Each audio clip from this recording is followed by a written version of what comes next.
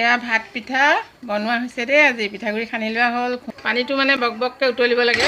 এয়া উতলি আছে, এয়া ধুনীয়াকৈ দিছে। আৰু কেনেকুৱা হয় আপোনালোকে চাব। কোনে কোনে খাই ভাল পায় বাৰু? আপোনালোকৰ বনায়নে?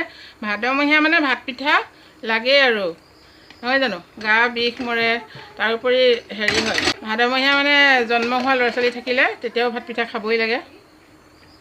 এইয়া পানীত উতলি আছে, চাওক দেখিছেনে কেনেকুৱা হৈছে? ধুনীয়া হৈ আহিব এতিয়া। এয়া উতলি আছে। আচলতে চালনীখন ভাল হ'ব লাগে, চালনীখন আমাৰ ভাল নহয়।